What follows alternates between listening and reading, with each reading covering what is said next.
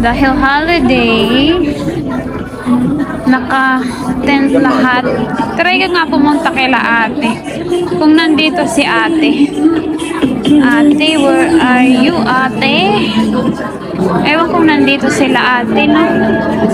Lalo na sa Central, napakarami nito, day. Wala. Napakarami nito, day. Mga tulog talaga sila, day. Tulog! Ay, si ate tulog! Tulog sila, day. Ang dami, Indonesian, mga Pinay, pero yung doon na side, day. Ano sila, day? Puro. Kita nyo yan? Yan.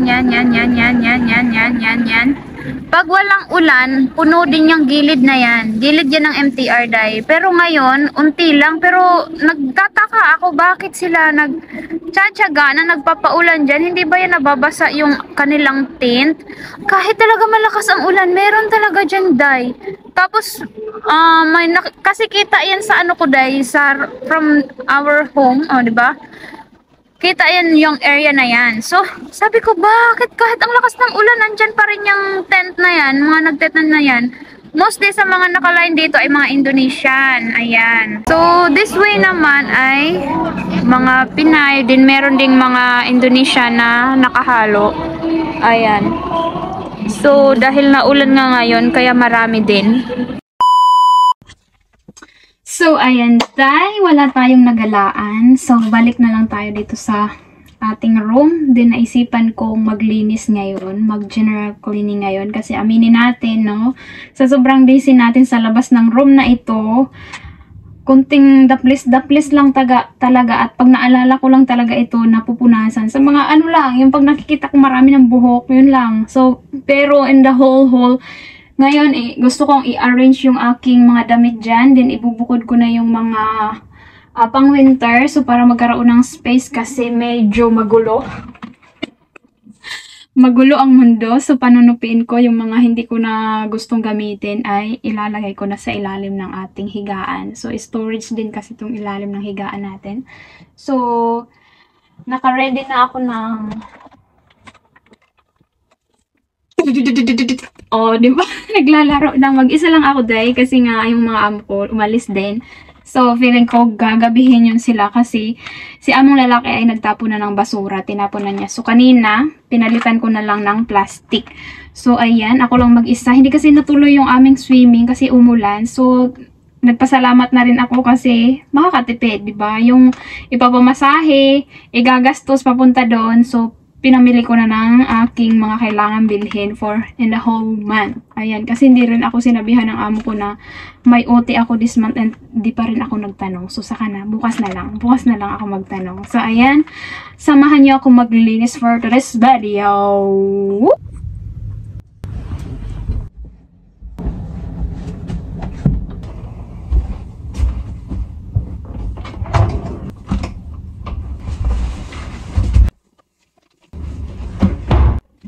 Ayan, nilabas muna natin yung ating bed para malaya tayong kumilos.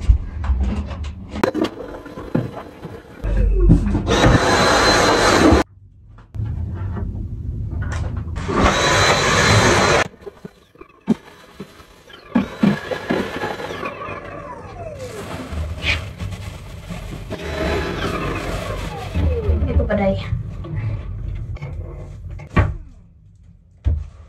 So, magpunasan natin, no?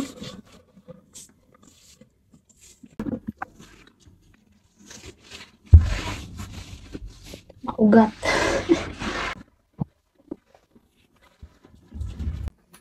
So, ayan din yung kabilang, tambakan ko. Meron na kasi isang bag. Ayan, isang bag. Itatapon na ni amo ng mga old clothes niya.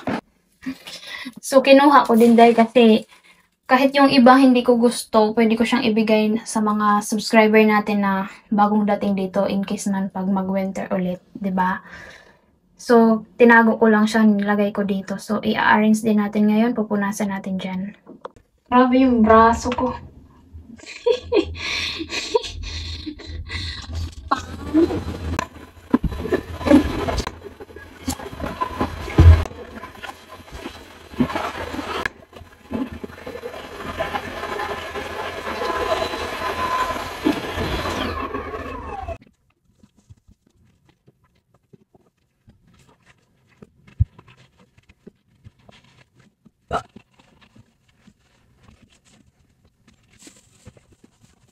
So, ayan ang tupiin natin. At meron pa doon. Last ko na yan kasi pang araw-araw ko naman yan. So, ito, pipilian pa natin kung kailangan ko pa ba siyang isuot. Itatago na kung hindi. Ayan. Samahan niya ako manupi, guys.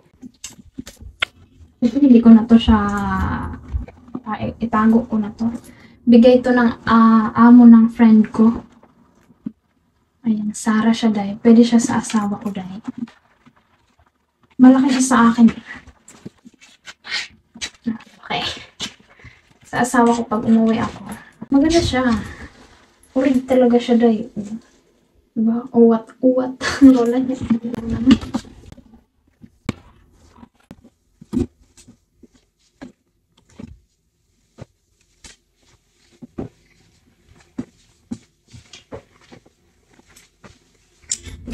Bigay din to ni amo. Mga lost thread na siya ba? Hindi na siya.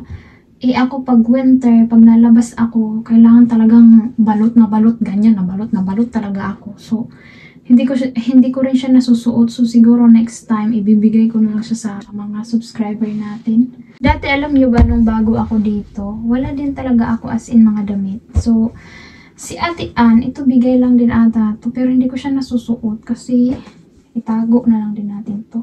Manipis nga lang siya. So, hindi ko siya nasusuot talaga pag winter. Kasi ako, lamigin ako sobra. Kahit nga, nag-i-aircon lang yan sa, dito sa loob ng bahay. Lamigin talaga ako. Ito, pwede naman siya kasi hindi naman siya totally, pwede siya pang summer, diba? Labas natin yan. So, ito lang ang pantalon ko. Ayan. Ilang peraso yung pantalon ko na pang alis. Kasi naging paborito ko na yung white. Ito yung pinakauna kong pantalon na white. Kasi parang first time ko na magpantalon dito ng white. Sabi ko parang ang lakas ng dating pag white yung pantalon mo. So ito naman, ang problema nito yung bewang. Sakto siya sa legs, pero sa bewang malaki siya sa akin. So nirefer ko siya dahil nilagay ko ng garter. Ayan. May isa pa tayong white. Ayun mga yun yung pinakapaborito ko. Sa gilid-gilid ko lang din yung nabili dahil worth 12 Hong Kong dollar. Naging paborito ko siya almost kada day off ko ata. Yun ang sinusuot ko. Kasi siya, parang leggings siya, stretchable siya. So ito, ayan, nagpapasexy tayo noon. Ayan, nung mahilig pa tayo maggala-gala. 5. So nabili din namin to ni Ate Ann sa gilid-gilid. Dinala niya ako dun sa Shamshipo. Minsan, idadalhin ko kayo doon sa Shamshipo para makita nyo yung area. Baka ayaw nyo kasi. Pag mga sosyalin yung makapanood nito, naku po.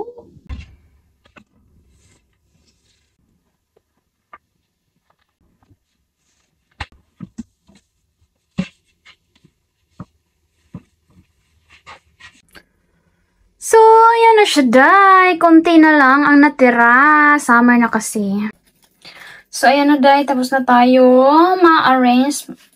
Ito, day, yan ang aking mga pang-winter. Yung makapal na makapal. Yung lagi nyo nakikita sa vlog. Yung blue na turtleneck. Then, yung bigay ni Ate Ann na makapal din. So, yan na. Plastic ko na. So, ito ang aking pang-winter na pambahay. Ito naman ay yung mga binigay ni amo na mga maliliit na pambata na pwede pang magkasya sa anak ko. Kung maipadala ko, magkakasya. Ewan ko lang kung pag uwi ko ay magkakasya pa rin. So, ito naman ang green ay ano ko na talaga yan, i-dispose. So, wala pang time. So, dyan lang muna. Then, itong nasa puti ay dati-dati pa talaga yung mga damit ko na masyado siyang girly, no? Masyado siyang sexy. So, bihira lang naman tayo lumabas. So, yan. Magpapabox tayo pag kaya nang magpabox. Then, ito na yung nasa maleta na yung mga kinuha natin kanina doon sa ating lagayan ng damit. So, ito yung binigay ni amo. So, dyan na siya. Then, itong space na ito ay para sa kilt natin pag nilabhan na. Nakikita nyo ba yan, day? Yan yung tinatawag dito ng moist. Nagmo-moist yung mga dingding dito pag spring, pagkatapos ng winter. So, ngayon lang natin malilinis yan. Punasan lang naman natin yan ng malinis na basahan. Ayan. Kasi, pag tumagal din yan, day, na hindi mo nalilinisan, mahirap siyang kudkurin. Tapos ito din na side, pag hindi mo nilapitan tingnan, hindi siya halata.